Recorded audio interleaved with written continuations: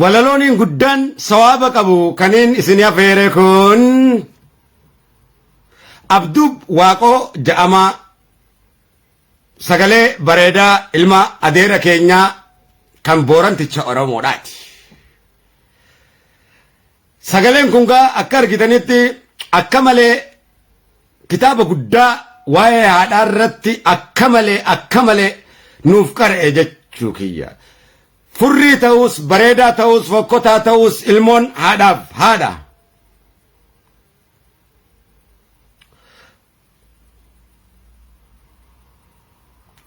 Duuba gaa Abduu Waaqoo jettaniiti ilaaltan jechuu keenya muuziqaa akka malee sammuu keessan bohaarsaa boochisuun isinii darbadde jechuu kiyya. Akka malee waan dhaggeeffattan beekuu danda'uutu isinirra jiraata. Isin qaroomsuudhaaf dhufne jechuu keenya sammuu isin dhadhachiisuudhaaf. Isin jidduutti nuti siyaasaa osoo hin taane jaalala kan jaarru. Siyaasaan bakka qaba, jaalalli bakka qaba. Nuti hujiin kiyya am Kadir isin jidduutti jaalala jaaruudha. Isinirra naanna'ee isin tiksaa jaalala Oromummaadhaa kan qeerroon isin jidduutti dhiiga isaaniitiin dhaabanii wareegamanii kufaan isin jidduutti akkam banne gattiiksuudha. Sabboonummaan akkam banne tiksuudha. Hujiin kiyya isuma kana. Malee an beekaa siyaasaati miti wallisaadha. Garuu warri siyaasaa beekuudhaan nan caalan jechuu gooti. An abshaala miti. Namoonni an abshaala ifiin jaan garuu takka abshaalummaa isaaniitiin namoo ani hin beekan. Tasaas namoo hin danda'an. Akkasumatti egaa kabajamtoota ummata Oromoo hawwaniif maguddoon addunyaa kana gubbatti argamtan kan kiristaanaa kan muslimaa kan waaqeffataa akkasumattis dargaggoof shamarran ummata Oromoo babbareedduun addunyaa kana gubbatti argamtan kan kiristaanaatii fi kan muslimaa ta'u waaqeffataa nagayni kiyya bakka jirtanii onnee tiyyarraa kan burqe barcuma keenya kabajamaa odaa bultoom akkasumattis kan jechoota isiniif seeneessee jechoota mi'aawaadhaan onnee keessan bohaarsee isin tarsiimeessee isin jaaru ana Dabbaal mootii gaaraa kan tulluu Dadar gaara obbiitiin dabaalame akkasumattis tulluu Diidaniinni gaara Asabootiin kan dabaalame ana guddaa Dabbaal mootii gaaraa kan Raas Dajaniin lolu jechuu kiyya. Jechi kunis jecha guddaadha. Muudama aangoo keenya kan bareentoo Oromooti.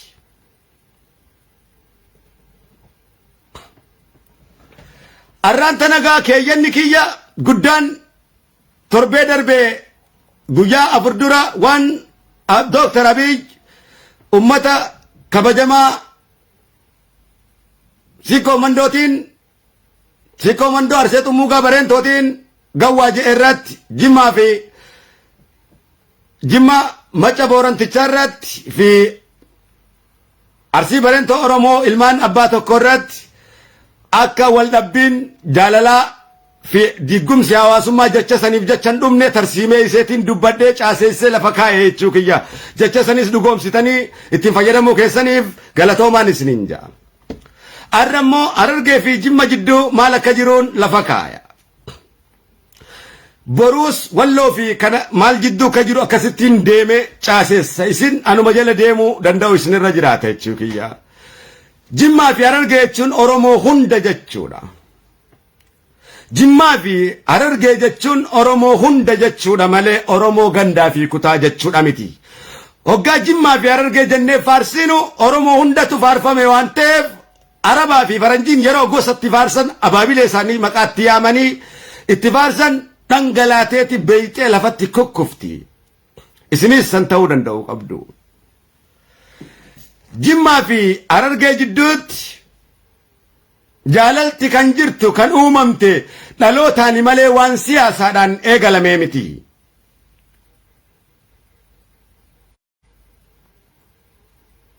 Siyaasaaf jecha tasuma gargar bahuun isinirra hin jiraatu. Sababbiin isaatiis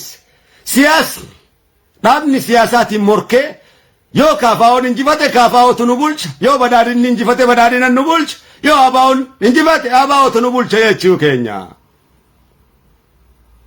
Garuu nuti nu bulchuudhaaf gaafii uummanni Oromoo gaafatu dhaabni kamiyyuu ummata Oromootiif deebisuu qabaa qofaadha kan ni cimsinee hubachiifnu malee kun keenya miti badhaadhinni dhaaba Oromoo naaf taajee filateedha kan namni biraatti fileedha miti.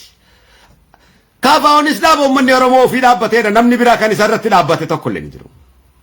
Waan ofii gootan jechuu keenya. Waan ofii gootaniin wal fixuun hin danda'amu jechuu keenya. Waan ofii hojjettataniin wal fixanii dhiiga namaatti dhangalaasuu wal barbadeessuudhaa fi barumsa nama dhorkuun ummata diiguun Oromummaa balleessuun tasa kan danda'amu miti jechuu keenya. Abbaan wal danda'e humnaa wal mo'atee biyya bulchuu ni danda'a. Barbaadu qawwee wal fixee barbaadu dippiloomaasii fi qabsoodhaan wal fixee eenyu kan injifateetu ummata Oromoo bulche jechuu keenya. Kan ummata Oromootiif deebii inni gaafatu deebiseetu ummata Oromoo bulche jechuu keenya. Kun dimokiraasiidha. Akka addunyaan kun itti jirtu isa kana. Dhaaba siyaasaatiif jecha sabni Oromoo wal jibbuun gargar bibittinnaa'uun jaalala of jittu diigee jibba magarsuun wal arrabsuun wal xiqqeessuun tasa kan danda'amne ta'uu cimseetiin hubachiisa yoo diinummaa ta'e malee. Dhugaadha. Nuti bara kana keessatti bara addunyaan deemtee xayyaara samiirra ooftu bara markabni guddaan bishaan irra deddeemu bara ilmi namaa lubbuu namaa qofaa fuufuu dadhabe kanatti wal jaalachiisu ilma namaa haasa'uudhaa fi dhaaba siyaasaatiin ilmi namaa wal lolu tasa kan hin ayyamuufi miti. Oromummaan akkanaan jiru jechuu keenya. Abbaan jabaate, abbaan qindoominaa fi siyaasaadhaan cimaate kan gaafii uummata Oromoo deebisu nu bulchuu ni danda'a. Eenyumaa ta'e abbaa fedhe ta'e. Perfect isuma kana. Kanatti jee uummanni Oromoo sammuu isaa walaboomsee amanuu danda'u isinirra jiraata. Jimmaa fi Wallagga keenya jidduu Jimmaa fi Wallagga keenyaas ta'e Jimma kabajamaa laal. Jimma kabajamaa Jimma jechuun maqaa lafaati. Lafti sunis kan obboleessa Harargeedhaa. Harargeen kan eenyuuti? Harargeen maqaa lafaati. Harargeen kan qalloo bareentoo Oromooti. Jimmi kan mac Boorana Oromooti. Ilmaan haadhoo wasiilaniiti jechuu keenya. Kan adeerran keenyaati jechuu keenya. Harargeen kan murawwa bareentoo Oromooti. Wallaggi keenyaas kan mac Booranticha Oromooti. Kan adeerran keenyaati. Akkatti nama gammachiisu laaligaa haasawaa jechuun isa kana gaa. Dargaggoo wanni inni haasa'uu qabu Oromoo wanni inni haasa'uu qabu isa kana. Haasawaa Oromoo jechuun isa kana. Kan isin wal fixxan kana jechuudha miti. Afaan Oromoo dubbachuu beeku jechuun isa kana. Afaan Oromoon afaan federaalaa godhuuf jechoota gaarii afaan federaalaatii miti afaan Rabbi jaalatu godhuun ni danda'ama. Yoo waan gaarii kan itti haasa'uun ta'e. Yoo kan waan so'aaba itti haasa'uun ta'e. Wanni haasawaa jiru kun so'aaba. Akka Rabbitti illee namoonni obboleeyyiin jidduutti obboleeyyummaa haasawan warroota na biratti jaalallee kooti kan Rabbiin jeeni obboleessi hanga obboleessa isaa of caalaan jaalatanitti jannatan seenu jee murteesse Rabbal Kariimi Allahu Akbar falillaahi alhamdu hoggaan ji'u maqaa isaa kabajamaa isaatiin amiin. Rahmanni isaa isin irratti haa bu'u jechuu kooti.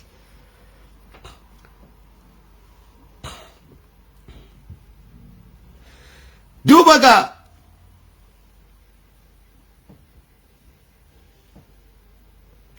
hoggaa kun ta'u Harargeen Jimmaaf maali hoggaa jennu Harargeen tan Jimmaa keenya waan hunda caalaa siyaasaa fi waan hunduma caalaa Qur'aana Rabbii darasoota miliyoonatti lakkaawaman nama tokkoo fi dhibbatti lakkaawaman miti miliyoonatti lakkaawaman tan walitti qabdee lafa Harargee keessatti qallabdee waggaa 20 waggaa 30 olitti tajaajiltee ulamaa omsitee mu'umin omsitee barumsa diiniin gadi jaartee nuura rasuulaa uffiftee sallallahu alaihi wasallam jechin haasa'u jiru kun jecha salphaadha miti. Harargeen Jimmaaf obboleessa akkanaati. Dhugaadha moo dhugaa miti?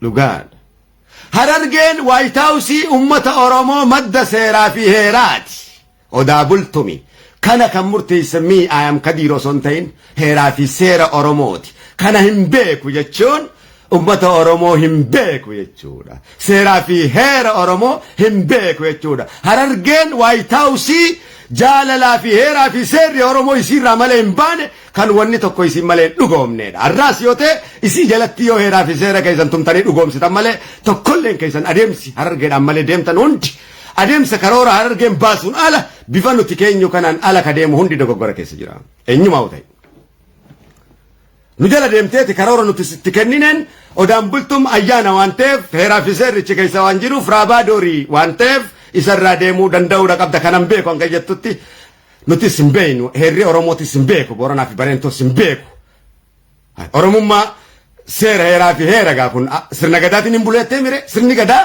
deemi harargetti heeraa fi tumadhu sin ja'a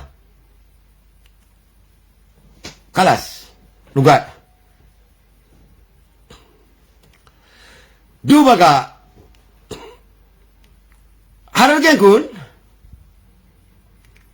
abiyyi jaalachuunis jimma caala arsi caala dhugaa yoo kan barbaaddu ta'e jimma caala arsi caala ustee iyyita hundi kee ustee iyyita amma isin obboleeyyiin hundi keessan jawaaris kijiba ni jaalanna jettan malee tokkolleen keessan kan akka harargeedhaa jaalatu hin jiru abiyyis inni kijibdu malee kan akka harargeedhaa jaalatu hin jiru yoo dhugaa kan fayyadu hin taate jechuudha waboodhaas kan akka harargeedhaa jaalatu hin jiru takka yoo ta'e kaafaa'oodhaas yoo ta'e harargeen jaalala waan kana hojiidhaan kan mirkanseedha jawaar yoo jaalachuu ta'e ati feesbuukii gubbaa afaaniin iyyita kabiraa jawaar jettee halkanii guyyaa biicaa uffattee yeroo barbaade tiwiitarii fi jinni jaan kaasoo itas gubbaa nutti harargeen garuu gaafa jawaar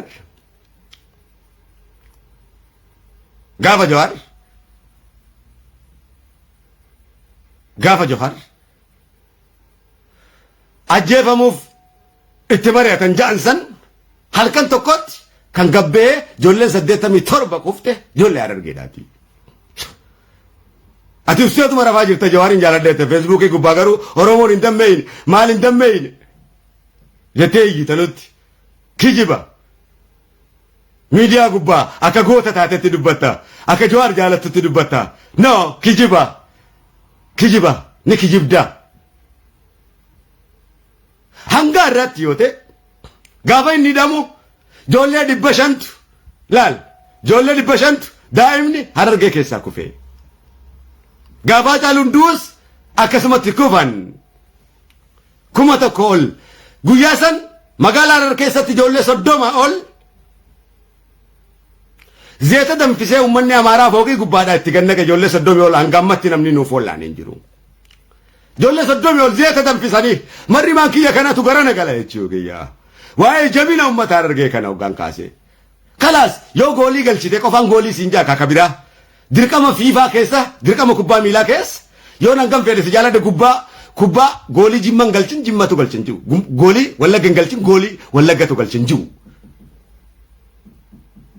hay kan wallaggan galchin wallaggatu galchin jiru kanuma yoo wallagga galche wallagga galchin jaa yoo jimma galchin jaa kun gandummaadha miti kun oromummaadha malee harargeetu galche isin caalan isinis ni beektan akka caalamtan jechuu keenya sabboonummaadhaan isin caalan oromummaa isin hundi oromoo taatanii oromummaa fi isin kana isin caalaa isin jaalachuudhaaf wallaggaas wallagga caalaa harargeen jaalachuudhaan harargee caalti wallagga caalti jimmaas harargeen jimmaan goof caalaa harargeen isa jaalachuudhaaf mirga isaatiif du'uudhaaf jecha isa caalti jechuu keenya kana amanika arsiidhaas arsii caalaa arsii jaalatte jechuu keenya harargeen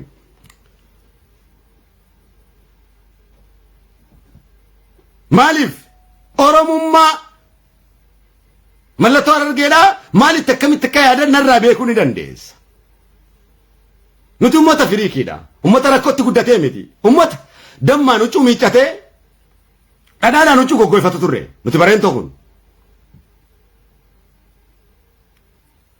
nuti gosaa fi adeerri keessan jimma ta'uu wallagga ta'uu adeerri keenya iluu abbaa booraa ta'uu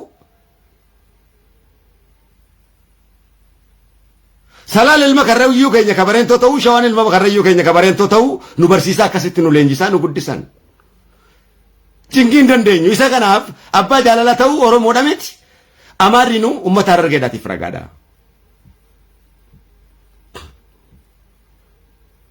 Abiyyis jaalachi yoo ta'e deengadduma gaafa hiriira Abiyyi waammate ijoollee 72 konkolaataadhaan kufee. Gaafa Abiyyi muudamuuf Finfinneetti nama waammate konkolaataadhaan nama 32 Harargeedhaa kufee dhufee konkolaataadhaan garagalee du'e guyyaa lamaanuu. Abiyyi yookaan muudamu Somaaleen Tigreen Somaaleetti kaasuudhaan Harargee lafarraa godaansiftee balleessitee guddaa jirti. Liyyuu poolisii jechuudhaan.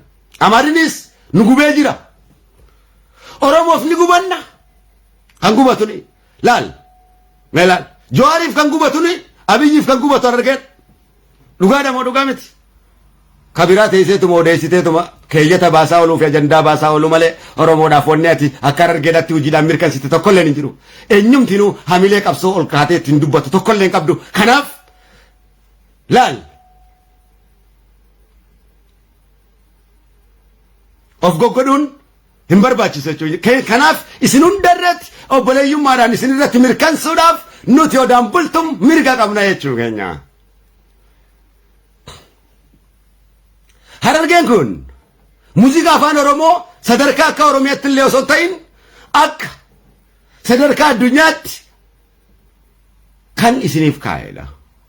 Harargeen kun kan isin ilmaan Oromootiif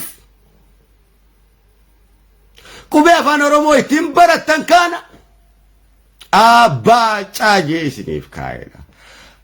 Isa kana. Harargeen kun arraan tana kan ummanni kaleessa waan meeqa je'ee Itoophiyummaa fi Minilikiif gabroomaa ture kan Haile Sillaasee isaan keessaa Haile Sillaaseen keenya ture. Gosa keenya. Kan addunyaan kun hunditti sagaddu. Abiyyi caalaatti sagadan. Jaarraas Safaariyaan kan ja'aniin. Yuudan Bassaa inni ja'aniin. Jaarsoodha keenya kaqallooti. Ejersa goorootti dhalatan. Akkuma Abiyyi Bashaashitti dhalatanitti.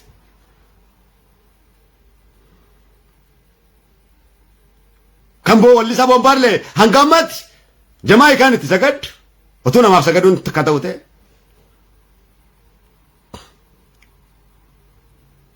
Kan hanga ammaatti kan Abiyyuu siidaa ijaareef jechuu keenya. Kan Afrikaa keessatti illee siidaa qabu kan Afrikaa ijaaree gamtaa Afrikaa kan ijaare jedhanii Haile Sillaaseen keenya. Otoo yookaan nu keessatti dhalate jennee mirga Oromootiin itti dhiibuu barbaannu ta'e Haile Sillaaseen nurraan tuqinaa keenya jechuu ni dandeenya ture. Wanni nuti isisu Oromummaadha.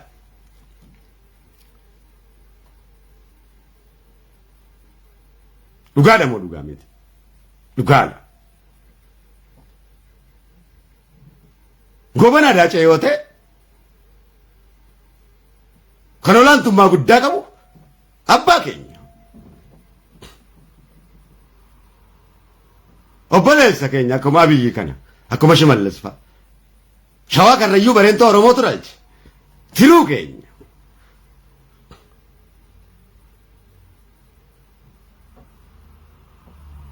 Garuu Oromummaatu goobanaa nu tuusisee seenaa isaa diina wajjin nurratti duule jechuu keenya. Nuti bilchiginnaa diina wajjin nurratti duuluudha malee kan jibbeenu bilchiginnaa Oromoof hojjetu hin jibbinu. Isuma kana. Bilchiginnummaa keetiin nuti hin duulinidha. Oromootti hin duulinidha. Oromoodhaaf hojjedhu. Oromoo kunuunsi kan jechaanii jiru jechuu keenya. Oromoon iliin Oromoon ajjeesinaadha jechuu keenya. Dursa Oromoof laadhaadha jechuudha uummanni Oromoon ni jechaa jiru. Kanaaf jimmaa keenya hoggaa isin jaaladhu'aan dheengadda waa'ee siikoof mandoo irratti waa'ee Abiyyi irratti hoggaan Abiyyi qeequ tarii aaruu danda'u maltu. No akkas jechuudha miti. Anja Abiyyi duran isin jaalladha. Abiyyi isin duran beeka. Abiyyi yoo ta'e Jawaaris yoo ta'e anaaf obboleeyyan kooti. Dhaaba siyaasaati. Abiyyi jaalachuudhaan sabboonaan ta'uwan. Jawaar jaalachuun sabboonaan ta'u. Akka Jawaaritti uummata Oromootiif hojjechuudha dubbichi. Kan sabboonaan nama godhu malee Jawaar jaalachuudha miti. Jawaar dhimma mataa isaatiif ba'a jechuu keenya. Dirqama isaa ba'ee jiraatis sabboona akka Jawaar ta'edha malee taa'ee Jawaar jechuun sabboonaas hin godhu. Akka Jawaaritti Oromoodhaaf hojjechuutu akka Jawaaritti sabboonaa ta'utu sabboonaas godha. Jawaar sabboonaadha malee sin sabboonumsu jechuu keenya.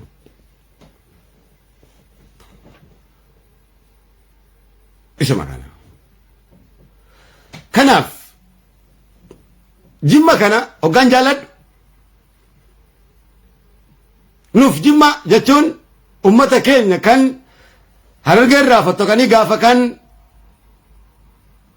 Amaaratti bobbaasanii lafa Cawwaaqaatirraa Iluu Abbaa Booraatirraa kaanii dhufan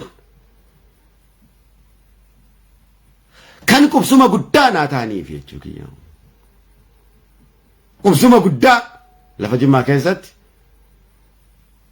gaafan akka wallaalee Feesbuukii kana gubbaa hundi bilisoomne jettanii biyyatti galtan ummata kiyyaaf dubbachuu diddan ummata Oromoo Harargeetiif dubbachuu diddan kan amma dhaawamtanii boollatti galtan kan Rabbi sin dhaye kan Oromummaa diigdanii hundi hayyuu fi dhaaba gartee gargar bibittinsitanii gandummaadhaan filattanii hoggansa biyyatti galtan Harargee qofatu Oromummaa irratti hafesin jechuudhaaf shakkii tokko hin qabu. Hanga kanan sirreessinitti abada waliif hin gallu. Hallayyaa bu'aa deemaati. Deema hallayyaa bu'i. Oromummaan Harargeen mirkansin hallayyaa buutu. Harargee ያልሆነ ኦሮሞነት ሺህ ቦታ ይበጣጠስ ኦሮሞማን ሀረርጌ ላፍ ሴና ሚርከንሲነ ኦሮሞማን ሀረርጌ ከሰተ ወገናንታነ ኦሮሞማ ሀረርጌን ከሰተ ኦላንቱማን ሲን ከበጃምነ በቃ ኩመት አብትንቶይቱ ጀቹዳን ሙርተይሳ ስቲ ዲኔ ስቲ ብትዶነ ስቲ ሰሬታኔ በርቦ ክታበ ቢራሶይታ Meati agenda Oromoo fi lafa keessan tokko illee qabees baases baas tokko illee agendaan isin Oromoodhaaf keessan hin jiru. Kan Arsiidhaaf dhume nuyi kan Wallaggaaf dhumu nuyi Wallaggaattu qabe yennaan gabbaaneeti ibiddi duratti qabata. Hangammatti yoo ibiddi duraa dhaabee beeka. Ilmaan addeerreen keenyaattu kan jenne Booranaattu qabe yookaan jenne gabbaanee ibiddi duratti boba'a. Jimmattu qabe yookaan jenne nuyi ibiddi kan irratti boba'u. Arsiitu qabe yookaan jenne nuyi kan ibiddi irratti boba'u. Kan hin beekne jira reefka Facebook irratti illee isiniif post godhaan jirru waan isin irratti taane. Kaleessaas har'aas waggaa shan Jawaar irratti miti qabsoo eegalle waggaa 150 qabsoo isin irratti goone. Kan nu caalaa qabsoo godhe yoo jiraate walloo keenya walloo abbichuu bareenta Oromooti. Kan waggaa 600 nurratti ciccitee dhume nurra bututee dhume jechuudha keenya. Isatti aanee nu qalloo bareentootii fi murawwa bareentooti kan isin irratti ciccite. Gaafa Oromoon karoora Harargeen baasuun bareentoo baasuun Harargee jechuun Oromoo jechuudha. Gaafa kanaan deemu Oromoon hangam takka wal jaalachaa ture. Oromoon hangam takka wal kabajaa ture. Akka irraa kanatti wal jibbaa ture gaafa Harargee jala Oromoon deemaa ture. 91 keessa.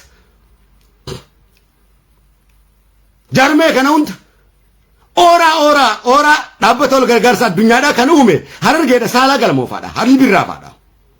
Kubbaa Minisootaa kan akka walitti dhufan kan uume Harargeedha.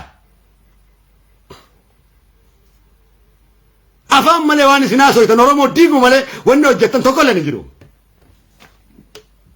Gandaan Oromoo godhuu malee isin wanni hojjettan hin jiru. Oromoo gosatti himtanii gosaan faarsitanii hin beektan. Abiyyi jecha Oromoo diiju, Jawaar jecha Oromoo diiju, Leencoo Lataa jecha Oromoo diiju, Daawit Ibsaa jecha Oromoo diiju jechuu keenya.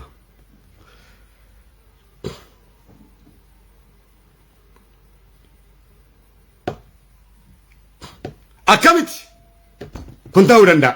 Oromummaa keessan accept osoo hin godhin nu warra Oromummaa accept godhee hojii akkamitti osoo dandeenya ree isa Oromummaa accept godhee hojii osoo malee. Yoo waboote kan Harargee caalaa waboote hin jiru. Istiilan gammatti kan waraanaas isaan caalaa waraana qabu hin jiru.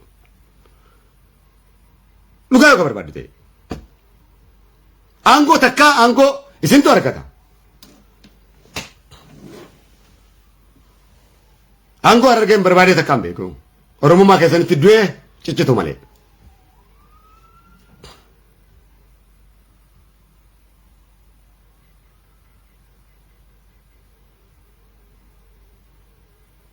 dhugaadha. Dhugaadha. Akkuma leengadda sikkoof mandoo hoggaan dubbii abiyyee irratti bareentummaa isaa kabajaa abbaa keenyaa himuuf akkasumatti kunis kabajaa kan keetti waa'ee Jimmaa kan arge hoggaan jiru sirriitti dhaggeeffadhu. Isin hunda jechuudha tokkummaa fi jaalala jechuun hojiidhaan hoggaa mirkaneessa kana isa afaaniin tokkummaa jechuudha miti. Oromoo tokkotti faarsaati isin dammeessine jechuu keenya. Dhugaadha seenaadha kan qaraamaa jiru.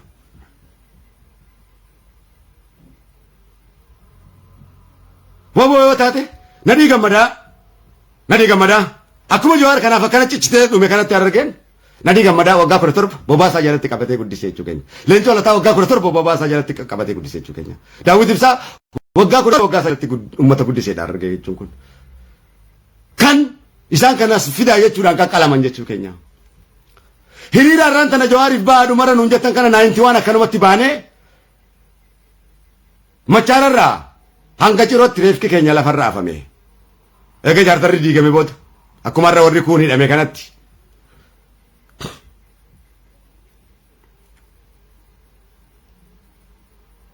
Bordodde irraa hanga Adaamatti reefki keenya lafarraa afame.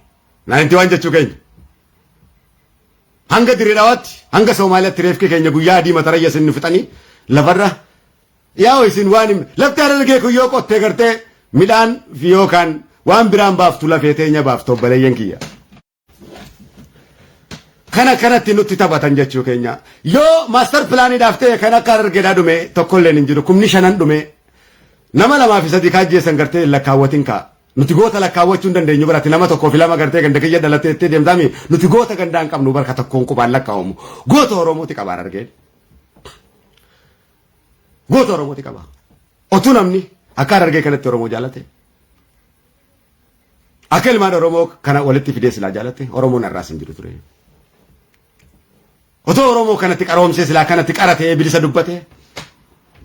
Waa'ee jaalalaa yoo ta'e bilisan dubbadhaa miti. Abbaa fedhe siin dhungadhaan jaanii miti. Facebook itti bee akkaataan itti guddadhe bilisummaan haasawa jechuudha.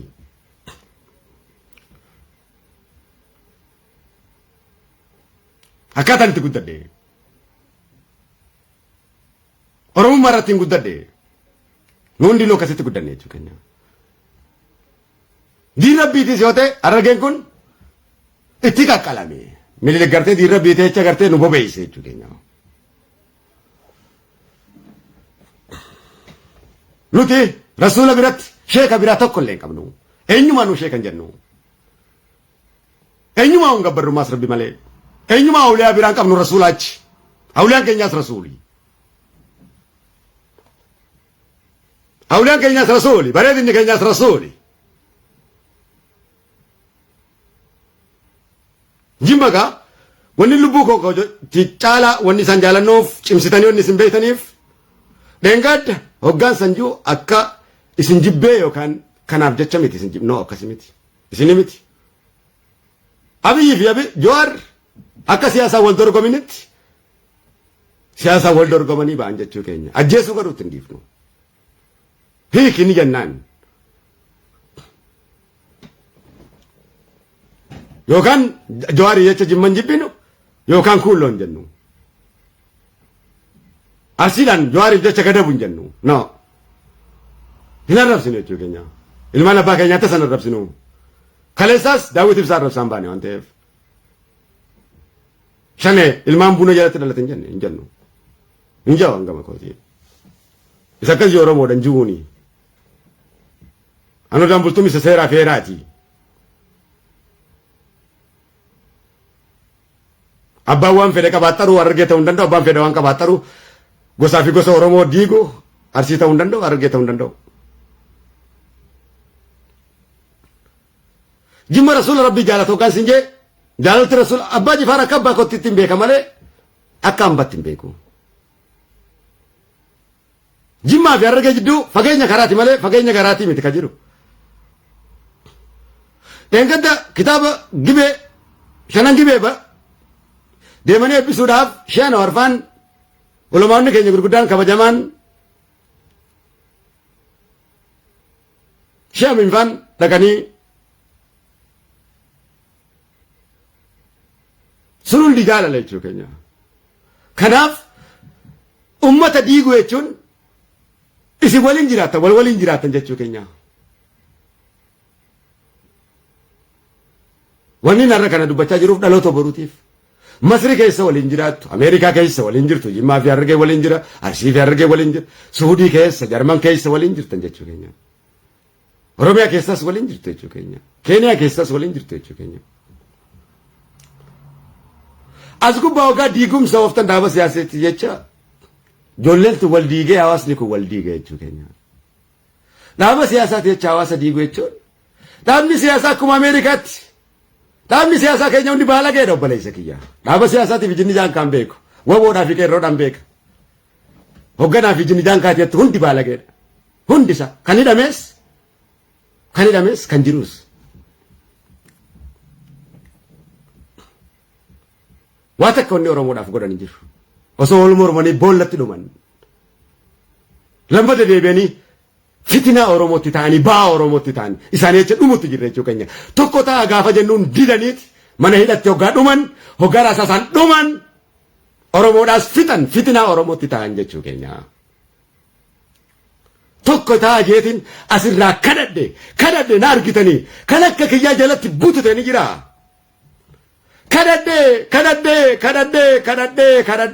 Kadhadhe Oromoon illee kadhatee sirbaan kadhannee nu butuchanii dafqa keenya dhiiga qayyoo kumaantama meeqaa osoo dhiiga qayyoo kale isaan deebisin qayyoo biraa wareynu dhugaadha. Dhugaan abadan sitti nadhaawin kaa dhugaa Oromoo jibbu jechuun Oromoo gabroomsu jechuudha bar jechaan jibbu jechuun Oromoo gabroomsu jechuu bar siyaasa Oromoo jechuun isa kanaa bar dhiiga kale isa keeysan Amaaraan bilisoomsitan kaa dhiiga qayrootiin Amaara bilisoomsine hidhamuun keenya nutti xiqqaata ajjeefamuun nuun malee waa ajjeefamu dhiiga barataa meeqaa waa dhiiga qabsaa'otaa boollatti neeyxee yakka keenyaaf hoggaa rabbiin adabbii nurra kaa'ee nu hidhu arralee dambaqoo diddee tokko ta'uu diddee ifiif ol fixxee hidhamte badiin kan keenya malee badii Amaaraati miti Abiyyi yoo ta'e Amaara miti kan nurra kaa'e nuutuuf irra kaa'e hoggantoota keenya kan nurra kaa'e Abaawoni sitti amanaa nuun jee Jawaarii sitti amanaa uummata Oromootiin jee Baqqalaan sitti amanaa jee amma booda bilisummaan jirtu nuun jee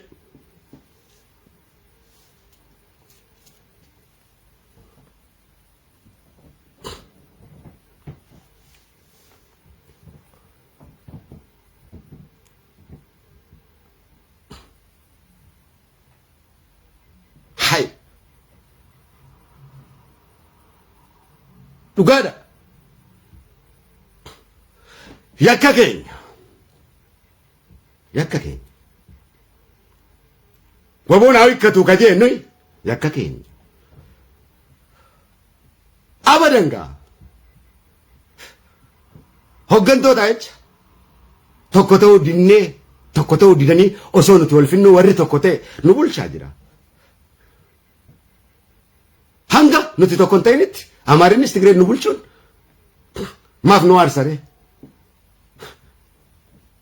abbaan reetti ofii adawwiitti taanaan yayyin baay'ee nyaachuu maalisii kumannaa boo dhugatti haa amannuu kaa dhugaa haa dubbannuu kaa Oromoo hay hallayyatti dhumaa jirtan sobaanii dubbadhaa malee kun bilisummaadha hogganaa tokko yoo qeequ baattan akkamitti seera ala hojjetame akkamitti Oromoo dogoggora irraa yoo deebinee arraan tan of laaluu baanne akkamitti boruu sirraa'uu dandeenya boruuf qabsaa'uu dandeenya boruu sakkaarraa kana nu godhanii yeroo lamaan arge Oromoon dafqee 91 Oromoon kumni gad naqamee lafatti qabeenyi meeqa gad naqamee Oromoon boollatti naqamanii akkanatti Tigreen nu moo'e arraas isuma kana boollatti hoggantootaan nu naqe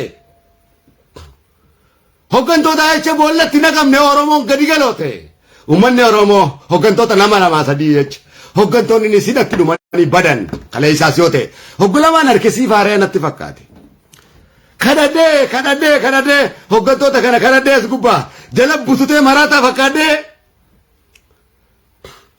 isini kun naaf ragaadha Jawaari isiniin karadhe Baqqalaa niin karadhe waan irra dhufu kana Abii kana isiniin karadhe